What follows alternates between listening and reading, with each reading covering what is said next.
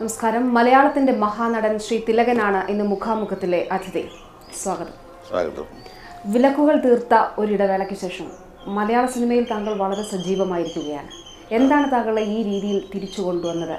ഞാൻ ആരോടും തോൽക്കില്ല, എന്നെ ആർക്കും തോൽപ്പിക്കാൻ പറ്റില്ല എന്നുള്ള തൻ്റെ ഇടമാണ്. ഒരുപക്ഷെ നിങ്ങളുടെയൊക്കെ വ്യൂ പോയിന്റ് നോക്കുമ്പോൾ അങ്ങനെയാകാം.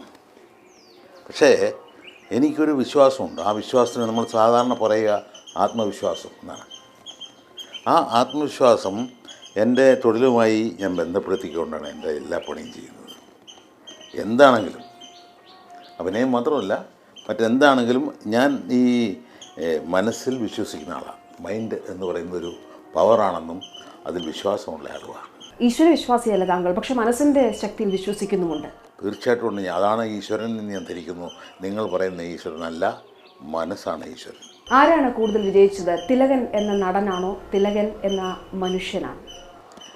എന്ന മനുഷ്യൻ തന്നെയാണ്. മനുഷ്യനിലാണ് ആ നടനുള്ളത്. അപ്പോൾ മനുഷ്യൻ ജയിക്കുമ്പോൾ അതോടൊപ്പം ആ നടനും ജയിക്കും. പരസ്പര പൂരകങ്ങളായി വർത്തിക്കുന്നു. അതെ. കാരണം എൻ്റെ ആത്മാവ് എന്ന് പറയാവുന്ന, ആത്മാവിലൊന്നും എനിക്ക് വിശ്വാസമില്ല.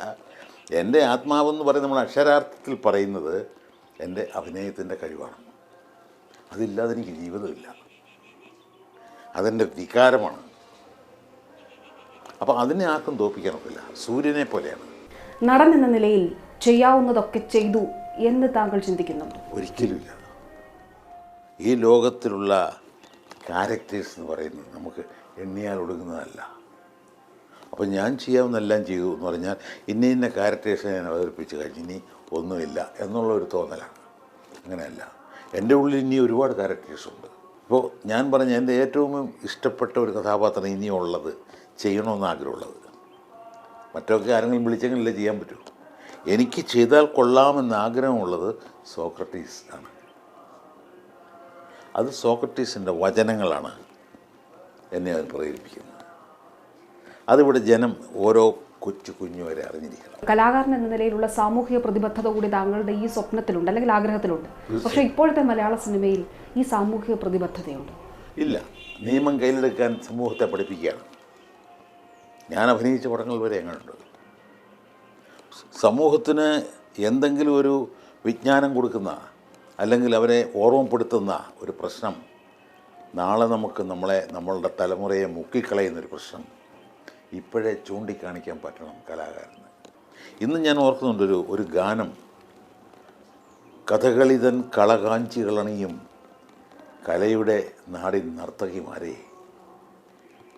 പുഞ്ചിരി മെഴുകിയ മുറ്റത്തണയുക പുതിയൊരു ശീലും താളവുമായി. വിപ്ലവമാണ് പറഞ്ഞിരിക്കുന്നത്.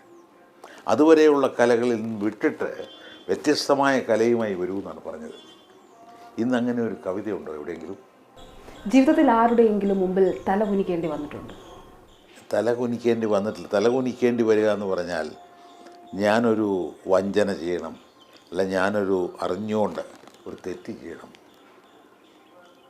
ഞാൻ അറിഞ്ഞുകൊണ്ട് ഒരാളുടെ മാനം കെടുത്തണം, അങ്ങനെയൊക്കെ ചെയ്താലേ അവിടെ ചെന്ന് തല കുനിക്കേണ്ടി വരും, കുമ്പസാരിക്കേണ്ടി വരും. ആരുടെ മുമ്പിലും തല കുനിച്ചിട്ടില്ല? കുനിക്കുകയില്ല എന്നാണ് എൻ്റെ തീരുമാനം. മുഖം നോക്കാതെ വാക്കുകൾ പറയുന്ന ഈ സ്വഭാവം, അത് ജീവിതത്തിൽ അത് വേണ്ടായിരുന്നു എന്ന് എപ്പോഴെങ്കിലും തോന്നിയിട്ടുണ്ടോ? ഒരിക്കലും തോന്നില്ല. ഞാൻ സോക്രട്ടീസിൻ്റെ വേഷം അഭിനയിക്കണമെന്ന് ആഗ്രഹിക്കുന്നത് അതുകൊണ്ടാണ്.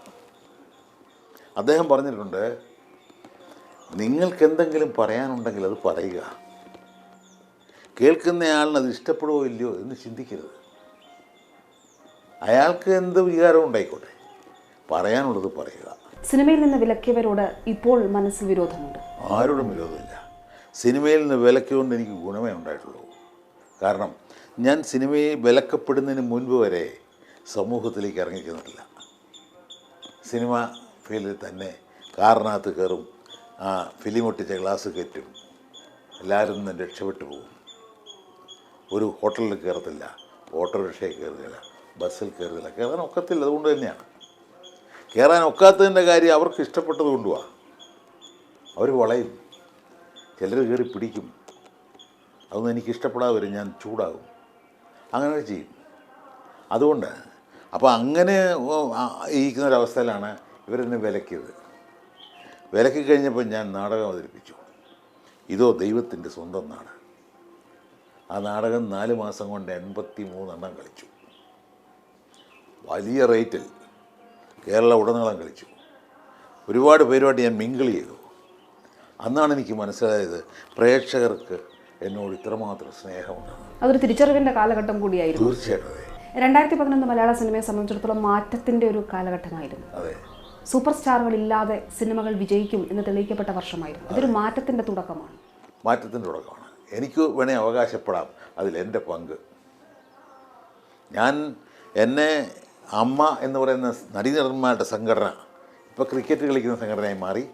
അവർ ഇപ്പോൾ എന്നെ വിലക്കിയപ്പോൾ ആദ്യമൊക്കെ ഓരോരുത്തർ പറഞ്ഞു, ചേട്ടാ എന്ത് ചെയ്യും ചേട്ടാ, ചേട്ടന് പടം കിട്ടത്തില്ലല്ലോ.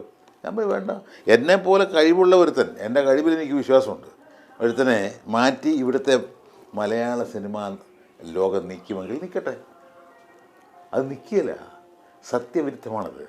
ഇപ്പോഴത്തെ അവസ്ഥയിൽ തിലകൻ എന്ന നടനില്ലാതെ മലയാള സിനിമയ്ക്ക് എക്സിസ്റ്റ് ചെയ്യാനാവില്ല. അതെനിക്കറിഞ്ഞൂടാ. അത് സിനിമ ഉണ്ടാക്കുന്നവർ പറയേണ്ട കാര്യമാണ്. പണ്ട് ഞാനിത് പറഞ്ഞിട്ടുണ്ട്. മമ്മൂട്ടി എൻ്റെക്ക് പറഞ്ഞിട്ടുണ്ട്, ചേട്ടാ എനിക്ക് പടമില്ല ചേട്ടാ, മക്കളെ ഞാൻ എങ്ങനെ പോറ്റും. തുടക്കകാലത്താണ് കേട്ടോ, ഇപ്പോഴല്ല. ഞാൻ പറഞ്ഞു, നിങ്ങൾ വിഷമിക്കാതെ, നിങ്ങളില്ലാതെ മലയാള സിനിമ 10 കൊല്ലം മുമ്പോട്ട് പോകുകയാണ്. മമ്മൂട്ടിയോട് ചോദിച്ചാൽ പറയും അദ്ദേഹം. പറയുമെന്ന് താങ്കൾക്ക് ഉറപ്പുണ്ടോ? ഇപ്പോൾ ഉണ്ട്. മമ്മൂട്ടി മുമ്പ് പ്രസംഗിച്ചപ്പോൾ പറഞ്ഞിട്ടുണ്ട്, തിലകൻ ചേട്ടൻ ഇങ്ങനെ പറഞ്ഞു. ഇപ്പോൾ പ്രത്യേകിച്ചും പറയും, കാരണം പുള്ളിയുടെ മകൻ എൻ്റെ കൂടെ അഭിനയിക്കാൻ പോവുക. അതെങ്ങനെ സംഭവിച്ചു? മമ്മൂട്ടി ഏറ്റവും അധികം വിമർശിച്ച ഒരു വ്യക്തി കൂടിയായിരുന്നു താങ്കൾ. പക്ഷെ മമ്മൂട്ടിയുടെ മകൻ്റെ മുത്തച്ഛനായി താങ്കൾ അഭിനയിക്കുകയാണ്. മമ്മൂട്ടിക്ക് ഇപ്പം ഒരുപക്ഷെ ഒരു തിരിച്ചറിവുണ്ടായിരിക്കാം വിമർശനം നല്ലതാണെന്ന്. മമ്മൂട്ടിയെ ഞാൻ വിമർശിക്കുമെന്ന് അയാൾ ഭയപ്പെട്ടാൽ അയാളുടെ ചെയ്തികൾ കൺട്രോൾ ചെയ്യും, നിയന്ത്രിക്കും. അയാൾ ചിലപ്പോൾ നല്ല പെർഫോമൻസ് കാഴ്ചവെക്കും. അത് മമ്മൂട്ടിയുടെ കാര്യത്തിൽ സംഭവിച്ചു എന്നാണോ? അത് ഞാൻ പറയുന്നില്ല. വിമർശനം നല്ലതാണെന്നാണ് ഞാൻ പറഞ്ഞത്. ദുബായിൽ വെച്ച് കഴിഞ്ഞ മാസം 24-ാം തീയതി മമ്മൂട്ടി എന്നെ കാണുന്നു. അപ്പോൾ മമ്മൂട്ടി ഓടി വന്ന്, ചേട്ടാ എന്നും പറയുന്നത് എൻ്റെ മനസ്സിൽ തോന്നി സോപ്പ് എന്ന്. ഞാൻ പറഞ്ഞില്ല, കാരണം മകൻ എൻ്റെ കൂടെ അഭിനയിക്കാൻ പോവുക. ഞാൻ വിചാരിച്ച അവനെ തല്ലി തകർക്കാൻ നോക്കിയില്ല. അവൻ എൻ്റെ കൂടെ അഭിനയിക്കുമ്പോൾ അവന് സംശയങ്ങൾ ചോദിച്ചാൽ ചിലപ്പോൾ വളരാൻ പറ്റിയേക്കും. അവിടെയാണ് അഴീക്കോട് മാസ്റ്റർ പറഞ്ഞത്, സൂപ്പർ താരങ്ങൾക്ക് മിന്നിത്തിളങ്ങാൻ ആകാശം ഉണ്ടായി കൊടുക്കുന്ന നടനാണ് ഈ ഇരിക്കുന്ന തിലകൻ എന്ന്. അടുത്ത തലമുറയിലേക്ക് എത്തുമ്പോൾ തിലകൻ എന്ന നടൻ കൂടി ആ സിനിമയിൽ ഉണ്ടാകണം എന്നുള്ളത് ഈ ചിന്തയിൽ നിന്നാണോ? ആയിരിക്കാം. ഏത് തലമുറ വന്നാലും അവരെന്നെ ഉപേക്ഷിക്കലും അതിന് തക്കത് ചെയ്യാൻ എനിക്ക് പറ്റും. മമ്മൂട്ടിയുടെ കൂടെ അഭിനയിക്കുകയെന്ന് ഞാൻ പറഞ്ഞിട്ടില്ല. എനിക്ക് സൂപ്പർ താരങ്ങളുടെ കൂടെ അഭിനയിക്കാൻ താല്പര്യമില്ല എന്ന് ഞാൻ പറഞ്ഞിട്ടുണ്ട്. അതിപ്പോഴും പറയുന്നു. എന്ന് വെച്ചാൽ അഭിനയിക്കലെന്നാണോ? താല്പര്യമില്ലെന്നേ ഉള്ളൂ. പിന്നെ എന്തെങ്കിലും പണ്ടാരടങ്ങട്ടെ എന്ന് വിചാരിച്ച് ചെയ്യും. അത് ഞാൻ പണ്ടാരടങ്ങട്ടെ എന്നുള്ള വാക്ക് ഉപയോഗിച്ചത് ആ വികാരം മനസ്സിലാക്കാനാണ്. ഈ ഭ്രഷ്ട് സൂപ്പർ താരങ്ങളുടെ സിനിമകളിൽ നിന്നുള്ളൊരു ഭ്രഷ്ട് അത് അവർ കൽപ്പിച്ചതാണോ, അതോ താങ്കൾ ഞാൻ അഭിനയിക്കില്ല എന്ന് പറയുന്നതാണ്? അവർ കൽപ്പിച്ചതാണ്. അവർക്ക് ഭയമുണ്ടെന്നെ. ഞാൻ തുറന്നു പറയാം. തിലകൻ്റെ കൂടെ അഭിനയിച്ചാൽ നിങ്ങളെ ഓവർടേക്ക് ചെയ്യുമെന്ന് പറഞ്ഞിട്ടുണ്ട് ഇവിടുത്തെ ഒരു നടൻ മോഹൻലാൽ അന്തരിക്കൽ. ഇത് മമ്മൂട്ടിയെങ്കിലും പറഞ്ഞിരിക്കണമല്ലോ. എനിക്ക് അവരുടെ സ്നേഹക്കുറവൊന്നുമില്ല. അവരെ അറിയിക്കാനുള്ളത്, കൂടെ നിൽക്കുന്നയാൾ അവരെക്കാൾ കഴിവുള്ള ആളാണെങ്കിൽ അയാളുടെ റേഞ്ചിലെത്തും കൂടെ നിൽക്കുന്ന കഴിവ് കുറഞ്ഞവൻ. ഇനിയൊരു ഘട്ടത്തിൽ മമ്മൂട്ടിയോ മോഹൻലാലോ അഭിനയിക്കാൻ വരികയാണെങ്കിൽ കൂടുതൽ പഴയ ഊഷ്മളതയോടെ ആരുമായിട്ടാകും ഇടപഴകാൻ താങ്കൾക്ക് സാധിക്കും? അങ്ങനെ പ്രത്യേകിച്ച് വ്യക്തിപരമായ ഇതൊന്നുമില്ല. മമ്മൂട്ടി അഭിനയിച്ചാലും മോഹൻലാൽ അഭിനയിച്ചാലും എനിക്കൊരുപോലെ ഉള്ളൂ. വ്യക്തിപരമായി എനിക്ക് ഇന്നയാളാണ് ഇഷ്ടം അങ്ങനെ പറയാൻ പോകില്ല. രണ്ടുപേർ 2 ടൈപ്പിൽ അഭിനയിക്കുന്നു, 2 രീതിയിലാണ് അവരുടെ പെർഫോമൻസ്. പക്ഷേ മോഹൻലാൽ എന്ന് പറയുന്ന ആളും ഞാനുമായി നിൽക്കുമ്പോൾ ഒരു കെമിസ്ട്രി ഉണ്ടെന്ന് ജനങ്ങൾ പറയുന്നു. എനിക്കത് ഫീൽ ചെയ്തിട്ടുണ്ട്. പടിയെത്തി പറഞ്ഞില്ലേ, ഭൂഗോളത്തിൻ്റെ കറക്കം കണക്കിലാണ്, എല്ലാത്തിൻ്റെ അടിസ്ഥാനം കണക്കാണ്, സംഗീതമാണ്. 1 2 3 4 അതാണ് എല്ലാം. അപ്പം നമ്മൾ ഡയലോഗ് പറയുമ്പം വരെ ഇതിനിടയ്ക്കൊരു ഗ്യാപ്പ് ഉണ്ടെങ്കിൽ 1 2 അടുത്ത് വരും. ആ ടൈമിംഗ് ആണ് വലിയ പ്രശ്നം. ആ ടൈമിംഗ് ഇല്ലാതെ വരുമ്പോൾ താളം തരുന്നുള്ളൂ. നമ്മുടെ നെറ്റി ചുളിയും ഓഡിയൻസിൻ്റെ ടൈമിംഗ് ആണ്. അവരിങ്ങനെ ഇരിക്കും, ബീഡി ചുണ്ടത്ത് വെച്ച് തീപ്പെട്ടി എടുത്താൽ കത്തിക്കുകയല്ല, അങ്ങനെ നോക്കിയിരിക്കും. ഇതാണ് സത്യം. അത് മോഹൻലാലുമായിട്ടുണ്ട്. മോഹൻലാലിന് ടൈമിംഗ് ഉണ്ട്. മോഹൻലാൽ വളരെ ഫ്ലെക്സിബിളാണ്. മലയാളത്തിൻ്റെ താരസംഘടന അമ്മ കായിക കൂട്ടായ്മയിലേക്ക് പോയിരിക്കുകയാണ്. അത് ഗുണം ചെയ്യുമോ? എന്നെ സംബന്ധിച്ച് ഗുണം ചെയ്യില്ല. ക്രിക്കറ്റ് കളിക്കുന്നവർ അത് ചെയ്യട്ടെ. പണ്ട് ഗരുഡനോട് പാമ്പിനോട് ഗരുഡനോ ചോദിച്ചല്ലോ സുഖമാണോ. അപ്പോൾ പാമ്പോ ഗരുഡനോ ഉത്തരം കൊടുത്തു, അവരെ ഇരിക്കേണ്ട സ്ഥാനത്തിരുന്നാൽ എല്ലാവർക്കും സുഖമാണെന്ന്. അപ്പോൾ അവർ ചെയ്യേണ്ട ജോലി അവർ ചെയ്യണം. ഇപ്പോൾ സച്ചിൻ ടെണ്ടുൽക്കറെ പോലെ ആകാൻ പറ്റുമോ മോഹൻലാലിന്? സച്ചിൻ്റെ മേഖലയിൽ അയാൾ സൂപ്പർ താരമാണ്. സിനിമയിൽ ഇയാളാകട്ടെ. ഇവിടെ ചെയ്യേണ്ടത് എന്താണ്? അമ്മയ്ക്ക് അവർ ചോദിച്ച ചോദ്യം, അമ്മയ്ക്ക് പലർക്കും സഹായം ചെയ്യേണ്ടതായിട്ടുണ്ട്, വളരെ അവശത അനുഭവിക്കുന്ന കലാകാരന്മാരുണ്ട് എന്നൊക്കെ. അതൊക്കെ നല്ല കാര്യമാണ്. പക്ഷേ അതിന് പബ്ലിക്കിനെ അറിയിച്ചൊന്നും ചെയ്യേണ്ട കാര്യമില്ല. ഞാൻ പറഞ്ഞൊരു ഐഡിയ ഉണ്ട്. ഒരു വർഷം ഒരു പടം ഈ അമ്മയിലെ എല്ലാവരും കൂടെ ഉണ്ടാക്കി അഭിനയിക്കട്ടെ. അതിനാരും കാശ് മേടിക്കരുത്, അത് ഫണ്ടിലിടും. വിലക്കുകളുടെ കാലം അവസാനിച്ചു. സിനിമയിൽ ഇപ്പോൾ ഒറ്റപ്പെടുത്തലുകളാണോ നടക്കുന്നത്? ഈ എന്നെ വിലക്കിയത് എന്തിനാണെന്നറിയോ? ഇനി മിച്ചമുള്ള ആൾക്കാരെ ഭയപ്പെടുത്താൻ വേണ്ടിയാണ്. അതിനവർക്ക് സാധിച്ചിട്ടുണ്ട്. അങ്ങനെ പറഞ്ഞിട്ടുണ്ട് അവർ. വിലകരം എവിടെ അറിയുമ്പം നിൻ്റെ സ്ഥിതി മര്യാദയ്ക്കൊന്നുമില്ല എന്ന് പറഞ്ഞാൽ അവർ ഭയപ്പെട്ടു. കാരണം അവൻ അർഹിക്കാത്ത പണമാണ് അവന് കിട്ടുന്നത്. ഇത്തരത്തിൽ ഭയപ്പെടുത്തേണ്ടി നിർത്തേണ്ടത് ആർക്കാണ്? അതിൻ്റെ ആവശ്യം സൂപ്പർ താരങ്ങൾക്ക് 1.5 കോടി രൂപ കിട്ടുന്നുണ്ട്. അവർക്ക് 50 ലക്ഷം അഡ്വാൻസ് കിട്ടും. ഏത് തരത്തിലുള്ള ബോറ് കഥയാണെങ്കിലും അവർ അഡ്വാൻസ് മേടിക്കും. ഞാൻ അതിന് അവസാനമായിട്ട് പറയാണ്, കല കച്ചവടമായിട്ട് ചേരുകയില്ല. സെലിബ്രിറ്റി ക്രിക്കറ്റ് ലീഗുമായി ബന്ധപ്പെട്ട് ആസിഫ് അലിക്കെതിരെ നടപടി ഉണ്ടാകാൻ പോവുകയാണ്. ഒറ്റപ്പെടുത്തലുകൾ സംഭവിക്കുന്നുണ്ടോ? എനിക്കതിനൊന്നും പറയാൻ പറ്റില്ല. കാരണം നിർഭാഗ്യകരമാണ്. ആസിഫ് അലി ഒരു പുതിയ നടനാണ്, പുതുമുഖമാണ്. അയാളെ ജനങ്ങൾ ഇഷ്ടപ്പെട്ട് വരികയാണ്. അയാളെ ചവിട്ടിത്താഴ്ക്കാനാണോ ഇവരുടെ ശ്രമമെന്ന് എനിക്ക് തോന്നുന്നു. കാരണം എന്നോട് ചെയ്തത് അതാണ്. ഒരുപക്ഷെ ഇത് തിലകൻ്റെ സ്വയം ക്രിയ അത് പറഞ്ഞേക്കാം. ഞാൻ പറയുന്നു, ആസിഫ് അലി ജനങ്ങൾക്ക് ഇഷ്ടപ്പെട്ടൊരു നടനാണ്. അയാൾ തലപോക്കരുതെന്ന് പലർക്കും ആഗ്രഹമുണ്ട്. പലർക്കും. താങ്കൾ പറയുന്ന സൂപ്പർ താരങ്ങൾക്കാണോ ആഗ്രഹം? സൂപ്പർ താരങ്ങൾക്ക് അവരുടെ ഉപഗ്രഹങ്ങൾക്കും താല്പര്യമുണ്ട്. സൂപ്പർ താരങ്ങളെയും ഉപഗ്രഹങ്ങളെയും തിരുത്താൻ ശ്രമിച്ച സരോജ് കുമാർ വിമർശിക്കപ്പെടുന്നുണ്ട്. അത് എന്തുകൊണ്ടാണ്? സരോജ് കുമാർ എന്ന് പറയുന്ന അത് എഴുതിയതാരാണ്? ശ്രീനിവാസൻ. ശ്രീനിവാസനും അവരുടെ പക്ഷത്താണ്. പക്ഷേ ശ്രീനിവാസൻ്റെ മകൻ രംഗത്ത് വന്ന് 2-3 പടത്തിൽ വിലസിയപ്പോൾ അവനെ താഴ്ക്കാനും ശ്രീനിവാസൻ മകന് വേണ്ടി എഴുതി എന്ന് വരുത്തി അവർക്കെതിരായിട്ട് തിരികെയാണിപ്പോൾ. ശ്രീനിവാസനെയും മകനെയും കണ്ടോളാമെന്ന് പറഞ്ഞ ഒരാളുണ്ട് ഇവിടെ, ഒരു ബിനാമി പ്രൊഡ്യൂസർ. സൂപ്പർ താരത്തിൻ്റെ പ്രൊഡ്യൂസറാണ്. അതൊന്നും ഞാൻ പറയാല. അച്ഛനെയും മോനെയും കണ്ടോളാം എന്ന് പറഞ്ഞിട്ടുണ്ട്. ഇത് ആരോഗ്യകരമായൊരു പ്രവണതയാണോ? ആർക്കും ആരെയും വിമർശിക്കാവുന്ന ഈ മേഖല തകർന്നു പോകും. അതുണ്ടാകാതിരിക്കാനാണ് ഞാൻ പബ്ലിക്കായിട്ട് പ്രസംഗിച്ചത്. ഈ അമ്മ പിരിച്ചു വിടണമെന്ന് ഞാൻ പറഞ്ഞു. ഇപ്പോഴും ഞാൻ പറയുന്നു, ഇതൊരു മാഫിയയാണ്. ശ്രീനിവാസൻ അവരുടെ കൂട്ടായ്മയിൽ നിന്ന് പുറത്തു വന്നുകൊണ്ട് ഈ വിമർശനത്തിന് തയ്യാറായി എന്നാണ് ഞാൻ മനസ്സിലാക്കുന്നത്. ശ്രീനിവാസൻ ഇതിന് മുമ്പേ ചാടിയിട്ടുണ്ട്. അവിടുന്ന് മറ്റേ ഉദയനാണ് താരം മുതലേ അയാൾ ചാടിയിട്ടുണ്ട്. അയാൾ നല്ലൊരു തിരക്കഥാകൃത്താണ്, നല്ല രസമായിട്ട് എഴുതും. അയാളുടെ ഏറ്റവും നല്ല തിരക്കഥയായിട്ട് ഞാൻ കാണുന്നത് സന്ദേശം. അതല്ലേ, സന്ദേശത്തിലാണ് ഞാൻ അയാളെ സമ്മതിച്ചത്. ആ ശ്രീനിവാസന് തിരക്കഥയിലൂടെ പകരം വിട്ടാം. ആ പകരം വീട്ടിലാണ് ശ്രീനിവാസൻ നടത്തിയത് എന്നാണോ ഇന്ന് ഞാൻ വിശ്വസിക്കുന്നു. ശ്രീനിവാസൻ അത് ഒതുക്കുന്നെങ്കിലും. മലയാള സിനിമയിൽ നിന്ന് സിനിമയ്ക്കായിട്ടൊരു മന്ത്രിയുണ്ട്. മന്ത്രി ഇവരുടെ പക്ഷമാണ്. ഇവരൊക്കെ ഈ കലയെക്കുറിച്ച് ശരിക്കും പഠിക്കുമ്പോഴേ ഇത് ശരിയാകുള്ളൂ. ഹിസൈനസ് അബ്ദുള്ള എന്ന ചിത്രത്തിൻ്റെ വിഷയം ഉൾപ്പെടെ താങ്കളും നെടുമുടി വേണുവും തമ്മിലുള്ള സ്വാരസ്യങ്ങൾ അതില്ലാതായിട്ടുണ്ടോ? ഇല്ല, ഒരു കാരണവശാലും നെടുമുടി വേണു ഞാനുമായിട്ടുള്ള ഇരിപ്പ് മാറത്തില്ല. കാരണം എൻ്റെ മനസ്സൊരു അരിപ്പയാണ്. അതിലിട്ടാൽ നല്ല കഷ്ണങ്ങളെല്ലാം നമുക്ക് നമ്മുടെ പാത്രത്തിൽ കിട്ടും, വേണ്ടാത്തതെല്ലാം ഇതിനകത്ത് കിടക്കും. അങ്ങനെ അരിപ്പയ്ക്കകത്ത് കിടക്കുന്ന ആളാണ് നെടുമുടി വേണു. പിന്നെ എങ്ങനെ ലീല എന്ന ചിത്രത്തിൽ ഒന്നിച്ചഭിനയിക്കും? ഒന്നിച്ചഭിനയിക്കുമ്പോൾ എൻ്റെ മുമ്പിൽ വേണുവില്ല. വേണുവിനെടുക്കുന്ന കഥാപാത്രമേ ഉള്ളൂ. ശ്രീ വേണുവും അതേ മാനസികാവസ്ഥയോടെ ഇതിന് തയ്യാറാകും? എനിക്കറിഞ്ഞുകൂടാ. വേണുവിൻ്റെ മാനസികാവസ്ഥ എന്തോ ആയിക്കോട്ടെ, എനിക്ക് എൻ്റെ മാനസികാവസ്ഥയാണ് ആവശ്യം. അതാണ് എൻ്റെ പ്രശ്നം. പക്ഷേ കലാകാരന് ആത്യന്തികമായി ആരോടും വിരോധം വെച്ചുകൊണ്ടിരിക്കാൻ കഴിയില്ല. ഇല്ലല്ലോ, വിരോധമില്ലല്ലോ എനിക്ക് അയാളോട്. അവജ്ഞയാണ്. അയാൾ എന്നെക്കുറിച്ച് പറഞ്ഞതും അല്ല, എൻ്റെ കയ്യിൽ റെക്കോർഡുണ്ട്, CD ഉണ്ട്. ഇസൈനസ് അബ്ദുള്ളായി ഞാൻ അഭിനയിക്കേണ്ട വേഷം അയാൾ അഭിനയിച്ചു. അത് പോട്ടെ, എൻക്രോച്ച് ചെയ്തു എന്ന് വിചാരിക്കാം. എന്നിട്ട് അയാൾ പറഞ്ഞു അത് തിലകൻ വേറെ തമ്പുരാക്കന്മാരുണ്ടായിരുന്നു 3-4 പേര്, അതിലൊന്നായിരിക്കുമെന്ന്. എനിക്ക് അഡ്വാൻസ് തന്നത് അതിൻ്റെ പ്രൊഡ്യൂസറാണ്.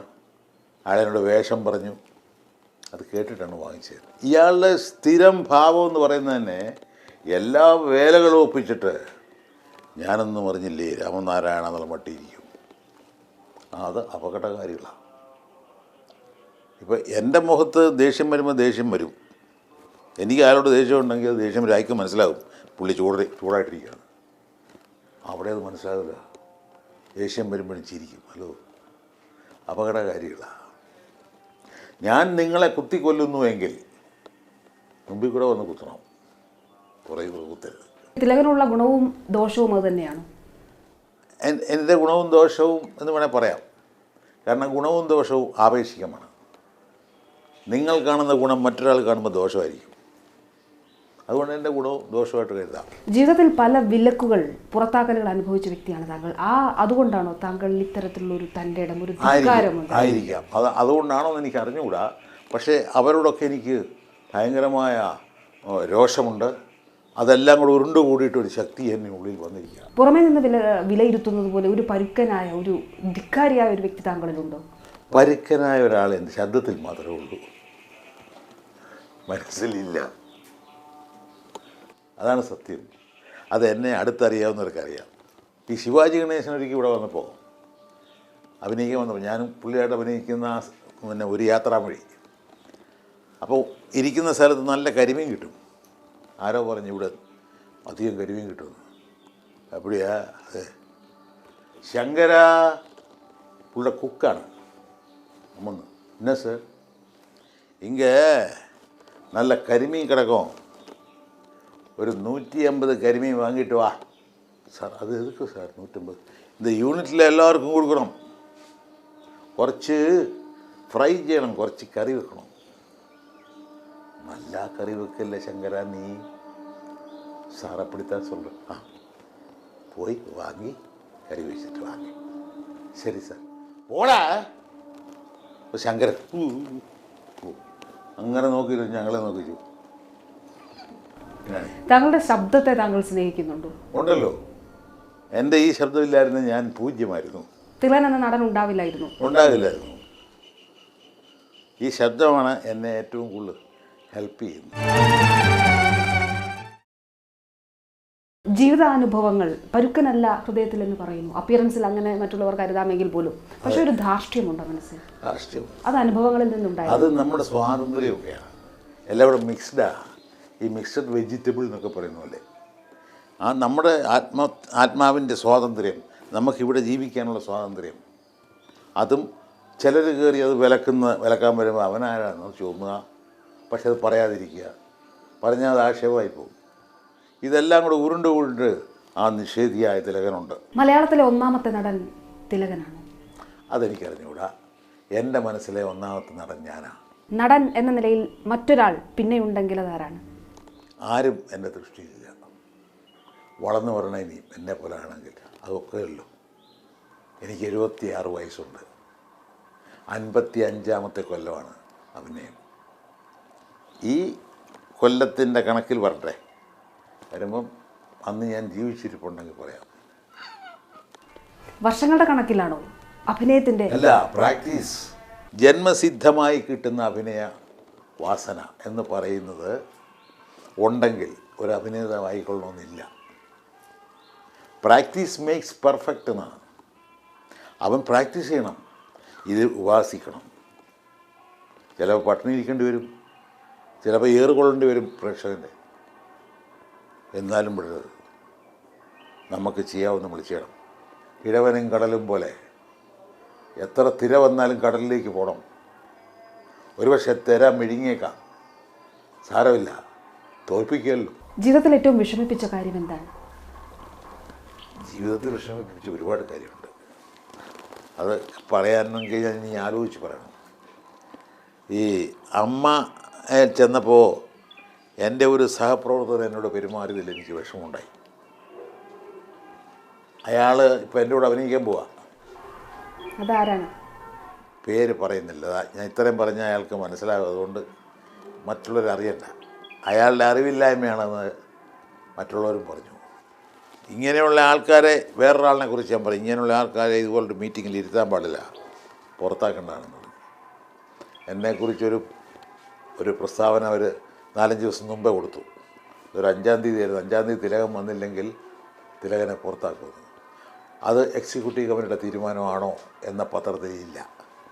അത് ആ വ്യക്തിയുടെ തീരുമാനമാണോ? ആ വ്യക്തിയാണ് കൊടുത്തിരിക്കുന്നത്, അയാളുടെ പേരുണ്ട്. ആ വ്യക്തി പറഞ്ഞു ഞാനങ്ങനെ കൊടുത്തിട്ടില്ല. ഞാൻ പറഞ്ഞു എൻ്റെ ഈ പത്രമുണ്ട്, ഇതാ, അതവർ അങ്ങനെ അടിച്ചടിച്ച് വിട്ടതാണ്. അപ്പം ഞാൻ പറഞ്ഞു ഇയാൾ കള്ളമാണ് പറയുന്നത്, ഇയാളെപ്പോലുള്ളവരെ ഇതിനകത്ത് തിരുത്താൻ പാടില്ല എന്ന് പറയുന്നത് കേട്ടുകൊണ്ടാണ് മറ്റേ സഹനടൻ കയറി വന്നത്. എൻ്റെ സുഹൃത്തായിരുന്നു അദ്ദേഹം, ഇപ്പം അല്ല. അദ്ദേഹം കയറി വന്നിട്ട് പറഞ്ഞു അയാളവിടെ ഇരിക്കുന്ന ഇഷ്ടമല്ല എങ്കിൽ നിങ്ങൾ ഇവിടെ ഇരിക്കണ്ട, പുറത്തു പോകണം എന്ന് പറഞ്ഞു. അങ്ങനെ എന്നോട് പറയാൻ പാടില്ലാത്തൊരു വ്യക്തിയാണത്. ഞാൻ ചോദിച്ചു ഈ സംഘടനയിൽ നിന്ന് പുറത്ത് പോകണമെന്നാണോ അതോ ഈ മീറ്റിങ്ങിൽ നിന്ന് പുറത്ത് പോകണമെന്നാണോ? രണ്ടും. അത് പറയാൻ താനാരാന്ന് ചോദിച്ചു. ഞാൻ ഇവിടുത്തെ എക്സിക്യൂട്ടീവിൻ്റെ അംഗമാണ്. അംഗമല്ലേ? അതെ, സെക്രട്ടറിയും പ്രസിഡൻ്റായി ഇരിക്കുന്നത്. ഞാൻ മോഹൻലാലിനോട് ചോദിച്ചു എന്ത് പറയുന്നു സെക്രട്ടറി, പുറത്ത് പോകണോ? എഴുന്നേറ്റ് ഞാൻ ഉടനെ പുള്ളി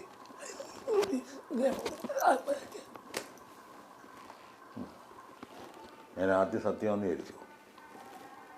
അത് ശരി എന്നും പറഞ്ഞ് ഞാനിരുന്നു. അവിടെ മറ്റുള്ളവർ എന്നെ തടഞ്ഞു, പോരുത് ചേട്ടാ പ്ലീസ് എന്നൊക്കെ പറയും. അങ്ങനെ ഇരുന്നു. സംസാരമധ്യേ മോഹൻലാലിന് ശബ്ദം വന്നു. അപ്പം ഞാൻ ചോദിച്ചു എന്താണ് ശബ്ദം വന്നത്? ഈ സംസാരിച്ച് എനിക്ക് വലുതായിട്ട് ശബ്ദം വരുന്നതാണ്. വാ മനസ്സിലായി എന്ന് പറയും. അപ്പോൾ മോഹൻലാൽ എനിക്കെതിരായിട്ട് എന്തെങ്കിലും പറഞ്ഞു എന്ന് വരുത്താതിരിക്കാൻ വേണ്ടി അദ്ദേഹം അഭിനയിച്ചതാണത്. അതോടെ മോഹൻലാലിനോട് എനിക്ക് ഇപ്പോഴും വലിയ സ്നേഹമാണ്, അദ്ദേഹത്തിന് എന്നോടും അതെ. പക്ഷേ അദ്ദേഹത്തിനുള്ള ബഹുമാനം പോയി. എന്നെപ്പോലൊരു സ്നേഹിതനോട് അയാൾ ഈ വേല കാണിച്ചുകൊണ്ട് എനിക്ക് ബഹുമാനം പോയി. ഇവിടെയൊക്കെയാണ് തിലകൻ നിൽക്കുന്നത്. അദ്ദേഹത്തിൻ്റെ കഴിവിനെക്കുറിച്ച് ഞാൻ ഇപ്പോഴും അപ്രീഷിയേറ്റ് ചെയ്യുന്നു. അദ്ദേഹം ഒരു ഉഗ്രൻ നടനാണ്. കുറച്ച് നാളെ കഴിഞ്ഞാൽ ഭയങ്കരമായി തിളങ്ങുന്നയാളാണ്. മോഹൻലാൽ ഈ ഉപഗ്രഹങ്ങളെ മാറ്റി നിർത്തണം. മോഹൻലാൽ സ്വതന്ത്രനാകണം. കലാകാരൻ സ്വതന്ത്രനാണെങ്കിലേ പറ്റൂ. കലാകാരന് സംഘടന പാടില്ല. സംഘടന ചട്ടക്കൂട്ടിൽ അവൻ നിൽക്കാൻ അനുവദിക്കരുത്. അവനെ തുറന്നു വിടണം. അവൻ പോട്ടെ, അവൻ കണ്ടെത്തട്ടെ പലതും. താങ്കളുടെ വിലക്കിനെ തുടർന്നുണ്ടായ കാര്യങ്ങളിൽ നിന്ന് അമ്മ എന്ന സംഘടന എന്തെങ്കിലും പാഠം പഠിച്ചിട്ടായി തോന്നുന്നുണ്ട്? എനിക്ക് തോന്നുന്നില്ല പാഠം പഠിക്കുമെന്ന് തന്നെ. അതിന് സുകുമാർ അഴീക്കോട് പറഞ്ഞ കാര്യം ഞാൻ ഓർക്കേണ്ടി വരും. സിന്ദൂരത്തിൻ്റെ ഗന്ധമറിയാതെ സിന്ദൂരം ചുമക്കുന്നു ഗർദഭം പറഞ്ഞത് സുകുമാർ അഴീക്കോടാ. അത് തെറ്റാൻ വഴിയില്ല. സൂപ്പർ താരങ്ങളുടേതല്ലാത്ത ചിത്രങ്ങളിലാണ് താങ്കൾ ഇപ്പോൾ അഭിനയിക്കുന്നത്. അതെ. യുവതലമുറയിലുള്ള പ്രതീക്ഷ എന്താണ്? യുവതലമുറയിലാണ് എനിക്കിപ്പോൾ പ്രതീക്ഷ. കാരണം അവർക്ക് അറിവില്ലായ്മ ഒരുപാടുണ്ട്. നമ്മൾ പറഞ്ഞാൽ അവർ തിരുത്തും. പക്ഷേ അവരുടെ ഉള്ളിൽ ഐഡിയാസ് ഉണ്ട്, പുതുമകൾ വരുന്നുണ്ട്. ലോ ബഡ്ജറ്റാണ് പടം. എല്ലാ പടങ്ങളും ഓടി അവർക്ക് കാശ് കിട്ടും.